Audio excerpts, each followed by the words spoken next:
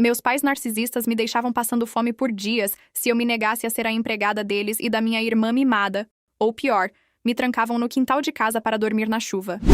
Meu nome é Valentina, e a minha infância tem cheiro de sabão barato e de chuva batendo no quintal. Não sei se existe dor mais concreta do que a fome ditada por capricho. Meus pais transformaram a comida em moeda de controle. Dias em que eu comia eram dias em que eu obedecia. Dias em que eu passava fome eram castigos por ter, em algum momento, me negado a ser a empregada particular deles. Aprendi cedo a traduzir silêncios em ordens. O olhar cortante do meu pai, a voz doce e venenosa da minha mãe, que transformavam uma bronca em comédia para os convidados. Há lembranças que são pequenas torturas. Abrir a porta dos fundos e encontrar o quintal alagado pela chuva. Saber que eles decidiram que eu dormiria ali. Lembro da chuva pesada entrando pelas frestas do portão, do barro aderindo nas roupas, do frio que parecia ter sido fabricado para punir. Me encolhia tentando proteger o pouco calor que me restava, e os risos vindo de dentro da casa chegavam como troféus. Minha irmã, a princesa mimada, passava por mim como se eu fosse um móvel defeituoso, empurrava, fingia que não me viu, exibia roupas novas e olhares que pediam aplauso. Enquanto ela brilhava, eu sumia de propósito. As humilhações eram ritualizadas. Minha mãe tinha um talento por espetáculos. Na frente de visitas, contava que eu era ingrata, que eu reclamava de nada, e transformava minhas necessidades em motivos de riso. Ela é dramática, dizia sem pestanejar, e o riso convertia-se em sentença. Meu pai repetia que eu não tinha ambição, que servia apenas para trabalho. Quando eu tentava explicar que estudava à noite, que juntava moedinhas para respirar fora daquele círculo, me chamavam de sonhadora ingênua. Me ofereciam migalhas e me proibiam de desejar banquetes. Dentro de casa, eu era a faxineira, a costureira, a cozinheira. A mão invisível que sustentava o brilho alheio. Lavava roupas até as mãos racharem, consertava vestidos que depois eram usados por quem me pisava, varria cada canto para que ninguém notasse a sujeira que eu, paradoxalmente, removia do próprio nome. A escola era um refúgio tímido. Ali eu aprendi a ler mapas de saída e a colecionar promessas vazias. Havia um professor que me ofereceu um folheto de ajuda social e um olhar que sumiu na hora em que a presença dos meus pais apareceu na mesma sala. Quando completei 20 e poucos anos, fui embora. Saí com uma bolsa cheia de pequenos trabalhos, olhos cansados e uma esperança dura como concreto. Trabalhei até o corpo pedir trégua e estudei até a cabeça latejar. Cada centavo economizado era um voto de independência. Ainda assim, havia um fio. Eu mandava dinheiro. Pensei que a minha separação física seria a cura. Pensei que quem recebia o sustento aprenderia a te agradecer. Estava enganada. O amor deles não se comprava. Parecia que quanto mais eu ajudava, mais me exigiam. Na noite em que descobri que haviam tentado me roubar a própria vida, assinaturas forjadas, papéis plantados, o início de um plano para me empurrar de volta à submissão, senti uma fúria antiga acender. Não foi um impulso, foi reconhecimento. Eles acreditavam que eu voltaria a me curvar. Eles não sabiam que eu aprendera, na ausência, a contar cada passo e a transformar feridas em estratégia. Fechei os olhos, respirei com cuidado e decidi. Se eles queriam apagar-me, eu escreveria a história em que eu era a autora da queda deles. A raiva que senti não era só vingança. Era uma percepção gelada de que eu finalmente enxergava o padrão inteiro.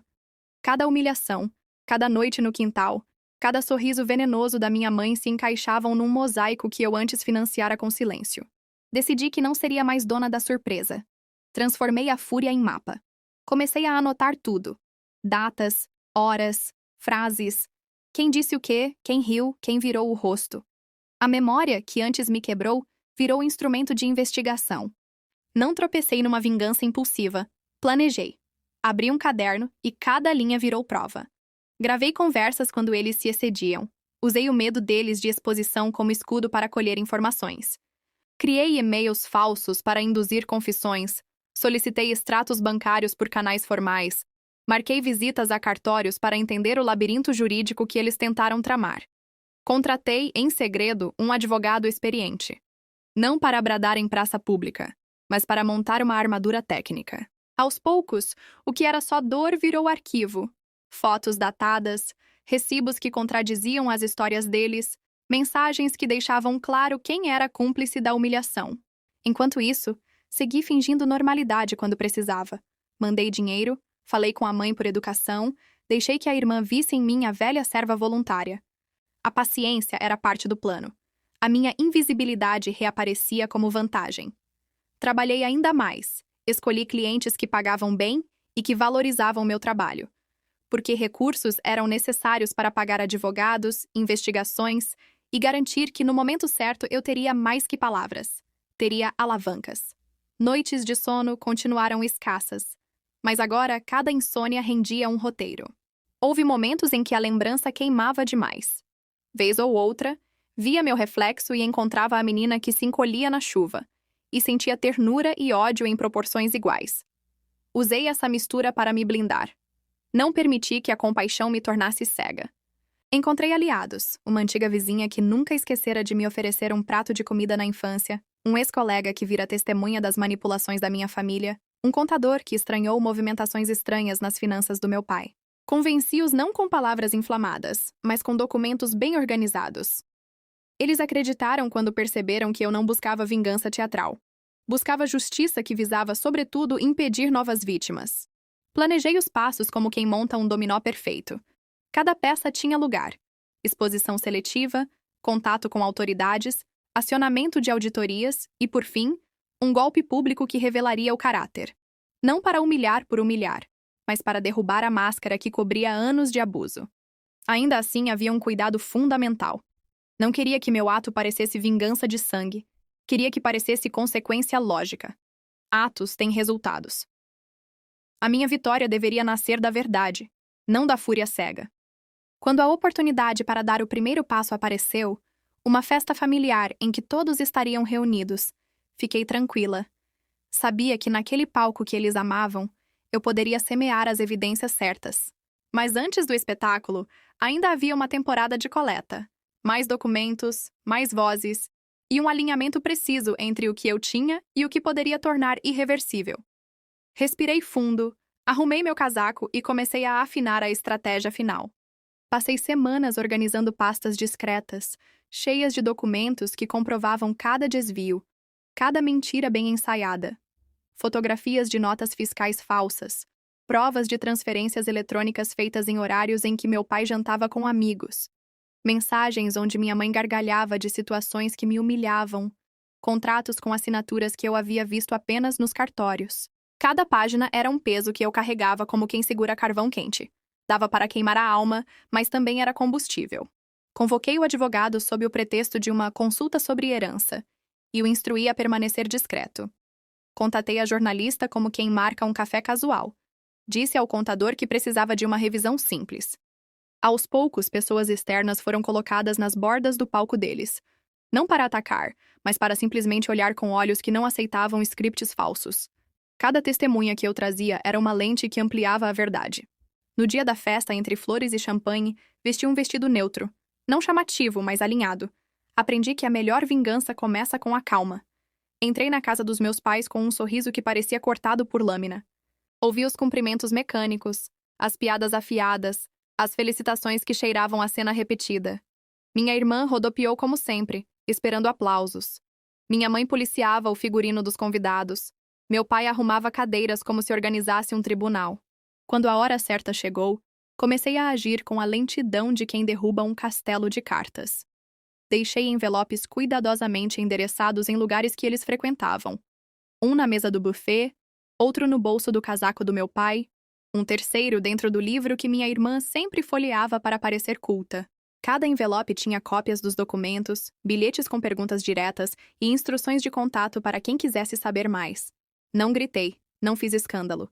Apenas coloquei as evidências na frente de olhos suficientes para que o rumor crescesse como pólvora. A primeira reação foi a confusão. Olhares passando de mão em mão, franzimentos de testa, sussurros que tentavam dar sentido. Depois veio a inquietação. Pessoas que antes sorriam agora liam. Vi a cor sumir do rosto de alguns convidados. Notei um homem que se levantou e foi direto ao banheiro, como se precisasse de ar. Minha mãe, pela primeira vez em público, perdeu a linha do roteiro. Tentou rir, mas o riso veio curto, sem convicção. Meu pai mudou de expressão, daquele sorriso cortês para um travo de raiva contida. A irmã? Ela agarrou um envelope e folheou com mãos que tremiam. Olhos que antes buscavam holofote agora procuravam fuga. Em poucos minutos, o ambiente tornou-se outro. A música parecia distante, as conversas cessaram e a minha presença deixou de ser invisível para se tornar catalisadora. Sentei-me numa cadeira com a calma de quem observa um relógio funcionando. Cada movimento deles confirmava que eu havia acertado o ponto fraco. Alguns convidados saíram em direção ao telefone. Outros me olharam com uma mistura de surpresa e pena. Um velho amigo da família, que sempre fingira indiferença enquanto me ignorava, veio até mim e deixou escapar um "eu não sabia", que vinha pesado de culpa. Eu respirei, como quem segura o castigo até o final. Sentia, por dentro, o eco daquelas noites no quintal, o gosto da chuva, a textura da humilhação, e senti também uma satisfação gélida, a certeza de que, pela primeira vez, o palco deles tinha se transformado no meu testemunho. A festa terminou em confusão contida, portas batendo, perguntas oficiais já em curso. Eu não fiz pronúncias triunfais. Saí antes que os ânimos se inflamassem, sabendo que a minha parte inicial estava feita. Eu havia plantado as sementes do escândalo. Agora, o que eu alimentaria seria fruto do tempo e das reações deles, e eu estava pronta para acompanhar cada avanço até a ruína planejada. Nos dias que se seguiram à festa, observei-o desmoronar como quem acompanha o tempo passar. Lento no começo, depois infernalmente rápido. Meu telefone tocava pouco. Não precisava tocar. O que eu havia plantado estava germinando onde eu esperava e onde eu não poderia controlar. O advogado me ligava com voz contida. Há pedidos de esclarecimento, e um deles veio de alguém com poder para abrir uma investigação formal. A jornalista pediu mais documentos. O contador relatou incongruências que fariam auditorias baterem à porta. Era como assistir do lado de fora a casa de papelão que eu mantivera por anos virar brasas. Eles tentaram reagir no único idioma que sempre acreditaram dominar: a encenação. Minha mãe gravou vídeos pedindo diálogo e união familiar. Disse que as acusações eram mal-entendidos e que queria conversar em particular comigo. O vídeo tinha o tom correto, a lágrima programada, o cenário perfeito. Vi o post e senti uma mistura de nojo e pena. Não respondi. Sabia que aquele teatro era mecanismo de proteção e que cada palavra dela poderia ser confrontada com provas que eu guardava a 7 chaves. Meu silêncio era a arma. Meu pai, por outro lado, partiu para a ameaça. Advogados, processos, acusações de calúnia. Abriu um inquérito civil contra mim, alegando difamação. Eu esperava por isso. Já havia conversado com meu advogado sobre os limites do processo deles. Enquanto os papéis circulavam, encaminhei à auditoria fiscal as discrepâncias que o contador havia levantado e que ligavam diretamente a despesas pessoais declaradas como custos da empresa. Não era vingança vazia. Era desmontar o aparato que lhes permitia mentir publicamente. A irmã teve o colapso social que eu previ. Convites cancelados, patrocinadores que já não confidenciavam, amigos que passaram a evitar encontros em comum. Ela me telefonou num fio de voz, pedindo ajuda, jurando que não sabia de nada. Jurando como se o juramento fosse um passe mágico que apaga anos de privilégios. Atendi apenas uma vez. Quis ouvi-la, ver até onde ia a manipulação infantil dela. Ela falou rápido, entre soluços, repetindo as frases que a mãe lhe ensinara. A gente é uma família. Vai resolver. Eu desliguei. Não queria ser o lenço que enxugasse a cumplicidade de quem sempre se abrigou na minha dor. As investigações começaram a produzir efeitos concretos. O emprego do meu pai passou a ter reuniões prolongadas. Um diretor antigo, que eu havia convencido a checar alguns contratos, me ligou para confirmar detalhes. Havia um medo real nos corredores onde meu pai caminhara com altivez por décadas. Minha mãe, que sempre soubera vender imagem, agora tinha de ouvir perguntas diretas de pessoas que não compravam mais a narrativa.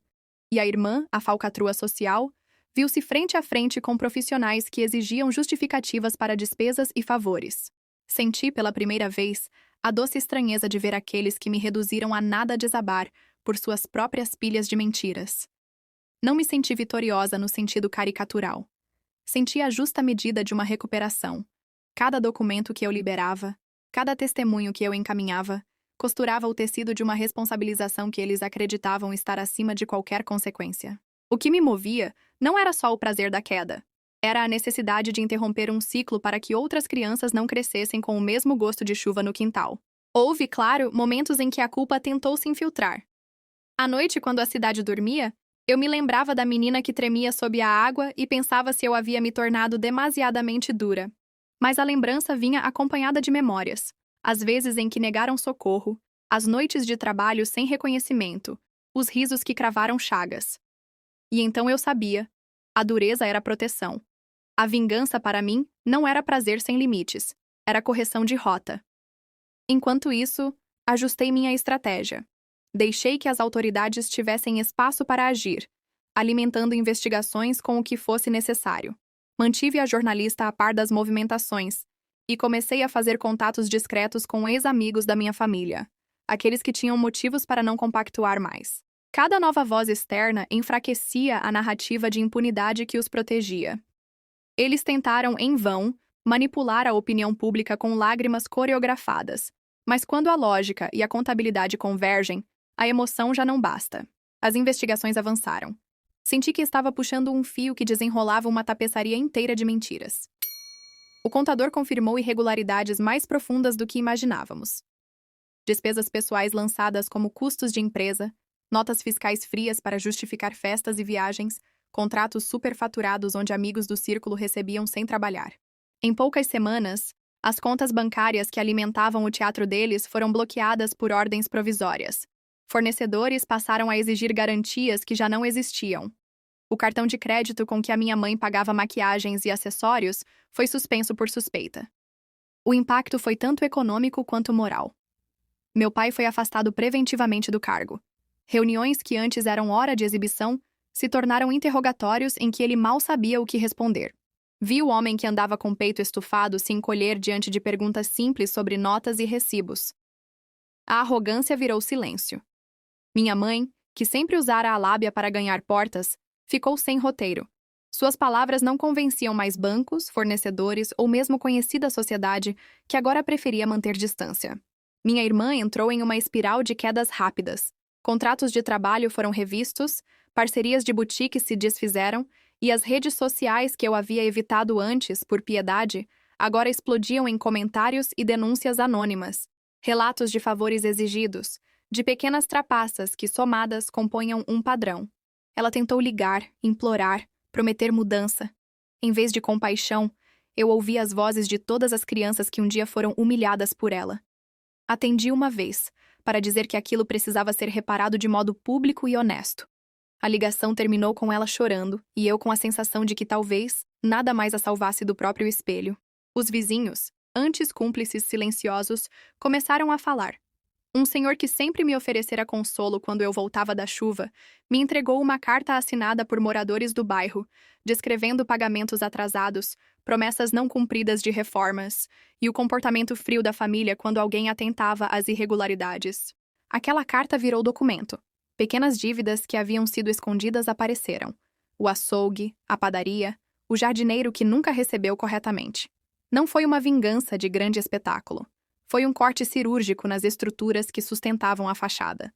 A imprensa local, que eu controlava com discrição por meio daquela jornalista que agora tinha material de sobra, publicou uma matéria com recortes factuais, notas, registros de pagamentos e entrevistas com fornecedores. O tom era frio, jornalístico. Nada de acusações sensacionalistas, apenas dados que falavam por si. A reputação que tinha custado anos a construir começou a ruir.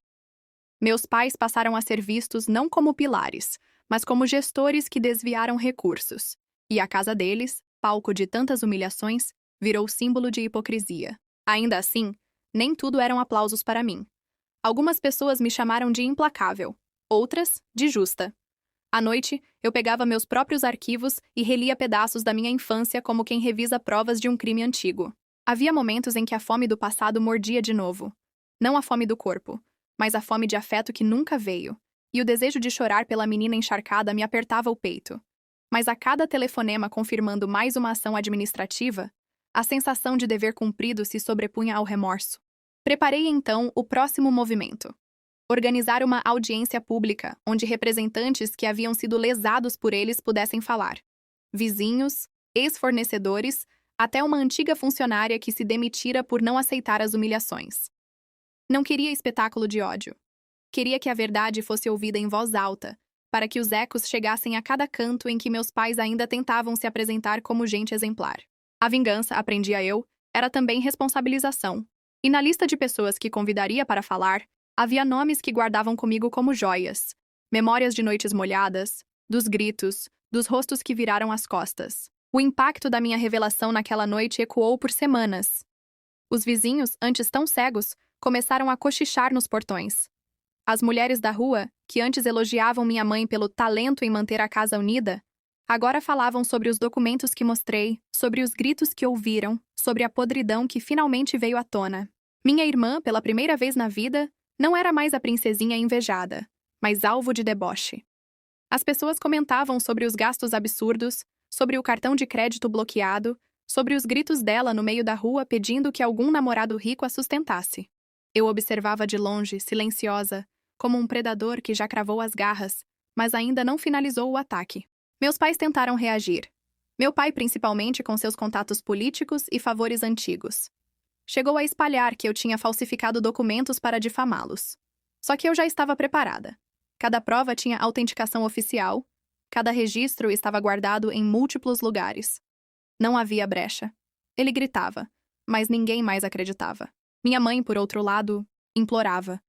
Tentava me ligar à noite, chorando, dizendo que estava arrependida, que mãe é mãe e que todo mundo erra. A mesma mulher que me trancava no quintal debaixo da chuva agora chorava na linha como se fosse vítima. Eu desligava sem responder. E dentro de mim, sentia o gosto doce da vingança amadurecendo. Mas eu ainda não tinha terminado. Minha queda não seria apenas financeira ou social. Eu queria que eles experimentassem a solidão sufocante que me impuseram durante anos. Queria que sentissem o desespero de olhar para todos os lados e não encontrar ninguém disposto a ajudá-los. Por isso, comecei a trabalhar nas últimas fases do meu plano. Sabia exatamente onde atingir cada um. Meu pai, no orgulho e no poder.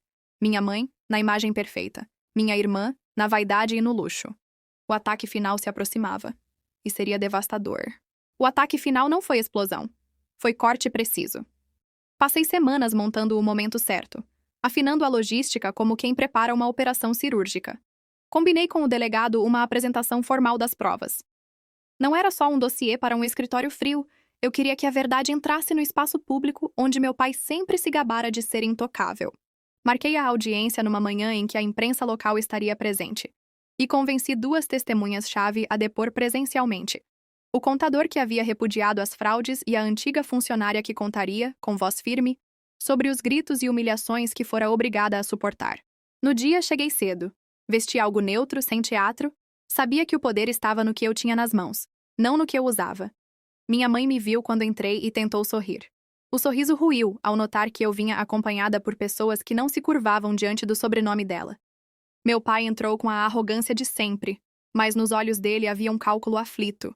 Percebi na expressão a contagem regressiva para o desmoronamento. As testemunhas falaram com calma. O contador explicou como as notas frias se encaixavam em um plano maior. A ex-funcionária descreveu, sem dramas teatrais, a rotina de humilhações que já conhecia. Entreguei ao delegado gravações, extratos bancários, contratos autenticados.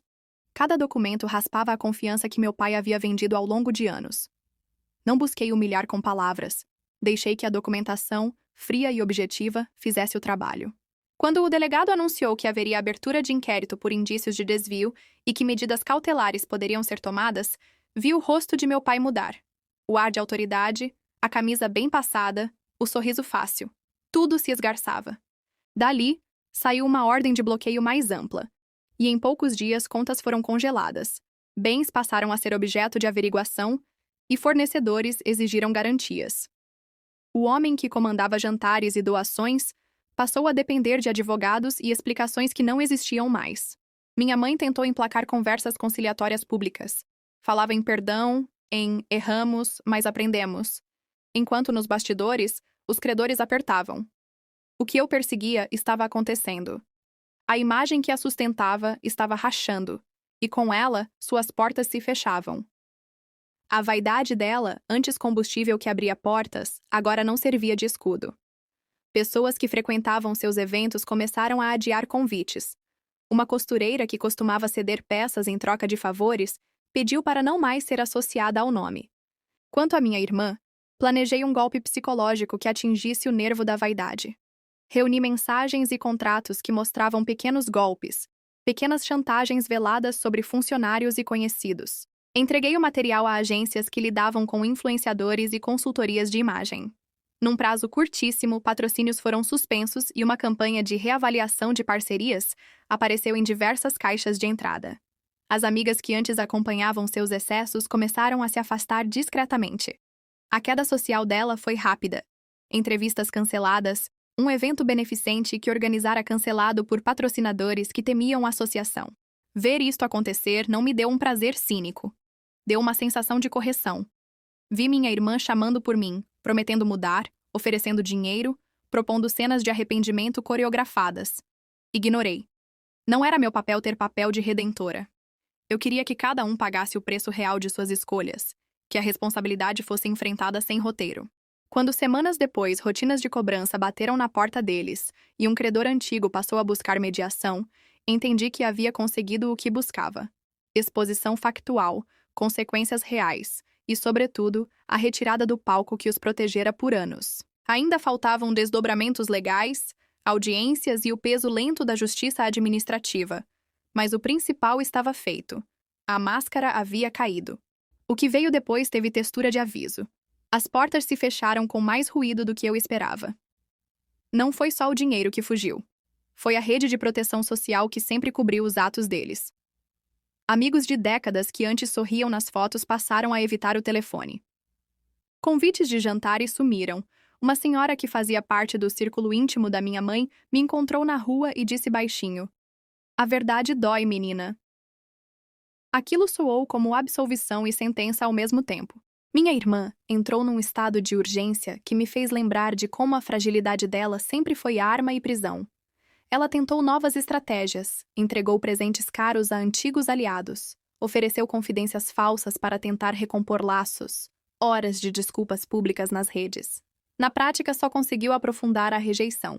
Quem antes aceitava a aparência, agora questionava a substância. Vi-a uma noite na janela empunhando um telefone, chorando como se o mundo fosse acabar ali, e entendi que nem todo brilho tem cola suficiente para colar feridas abertas. Os meus pais adotaram posturas distintas.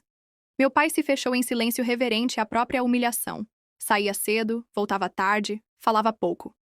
A vaidade dele, antes tão ostensiva, encolheu como tecido molhado. Ele começou a frequentar reuniões com advogados que discutiam estratégias defensivas e, vez por outra, recebia telefonemas que o deixavam pálido. Percebi, em alguns encontros furtivos na rua, que ele passou a medir passos e evitar olhares. Era como vê-lo descer degraus que ele próprio havia criado para subir. Uma queda lenta, que feria mais que barulho. Minha mãe, que sempre manipulou lágrimas como quem aplica maquiagem, desta vez não encontrou público disposto a acreditar. Seu pedido de reconciliação pública foi tratado com desconfiança. As instituições que antes a recebiam com aplausos a mantinham agora à margem. Uma vez a vi em frente ao espelho, sem música por perto, e percebi que o fundo de seu rosto era o de alguém que não reconhecia mais os próprios ensaios. Chorei um pouco por ela, não por piedade, mas por constatar que o teatro também a havia aprisionado. E então lembrei que ela me prendera no quintal, na chuva, para ensinar submissão. Aquela lembrança secou qualquer impulso maternal. Houve tentativas de reconciliação pública, cartas escritas à mão, declarações em redes sociais pedindo perdão, mas cada gesto soava programado demais. A cidade, que sempre os reagendara com sorrisos, começou a escolher distâncias. Credores que antes aceitavam um aceno agora exigiam relatórios, garantias, transparência.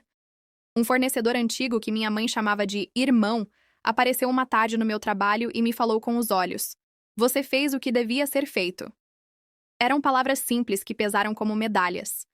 Do meu lado, a vida continuou com a estranha sensação de espaço ganho e vazio antigo. Recebi mensagens de pessoas que me contaram que, graças à exposição, denunciaram abusos que também tinham sofrido. Crianças que passavam fome em outras casas foram auxiliadas por um pequeno grupo que eu montei com parte do que havia juntado para o processo. Doei para fundos de acolhimento, para oficinas que atendiam meninas em situação de risco e para programas que ensinavam independência financeira. Eu poderia ter usado tudo para ampliar meu próprio conforto. Preferi transformar parte da vingança em cuidado. Isso não apaga as cicatrizes, mas começou a construir algo diferente. Mesmo assim, a recuperação foi cheia de vozes contraditórias. Em encontros públicos via olhares curiosos e às vezes hostis. Pessoas que não me conheciam bem consultavam amigos que me julgavam implacável. Houveram críticas. Ela exagerou. Família é família. Eu não negava a dureza das minhas ações. Dizia a verdade. Família também tem limite. E esse limite para mim estava em não permitir que mais seres humanos pagassem com dor pela vaidade deles. A vingança, quando havia alcançado seu objetivo prático, deixou espaço para confrontos internos. Havia noites em que eu acordava com o som da chuva no quintal cortando o silêncio do apartamento. O som era memória. E a memória, uma lâmina. Nessas horas, eu me permitia chorar por aquilo que perdi. A possibilidade de um afeto que nunca existiu. A menina que ainda morava em mim esperando por uma salvação que nunca chegara. Mas entre as lágrimas vinha a mesma certeza de antes. Eu puxara o fio certo para desfazer o tear de falsa honra que a família criou. E por isso, dormia um pouco mais leve. O silêncio depois da queda da minha família foi ensurdecedor. De repente, ninguém me ligava, ninguém me procurava, ninguém ousava sequer mencionar o nome deles perto de mim. Meus vizinhos, que antes fechavam os olhos para os gritos vindos da minha casa na infância, agora cochichavam sobre a tragédia que os atingira.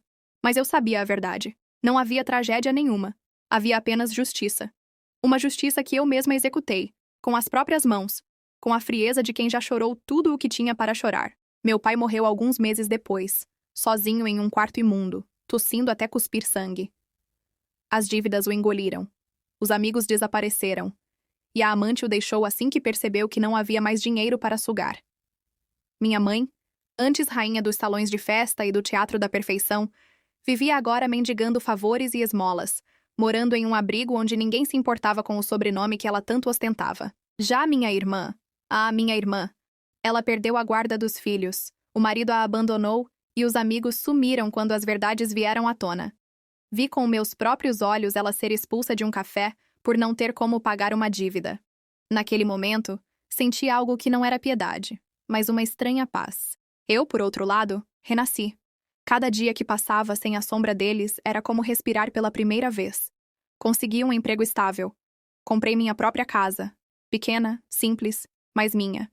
E, principalmente, aprendi a viver sem medo. O espelho deixou de ser um inimigo e passou a ser testemunha da mulher que eu me tornei.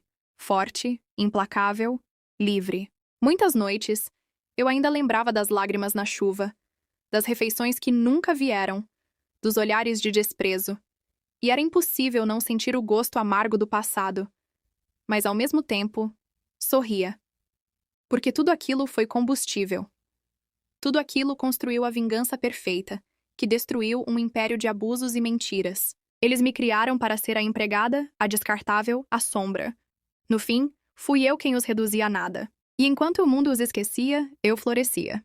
Porque a minha vitória não foi apenas vê-los caírem. Foi, sobretudo, me libertar.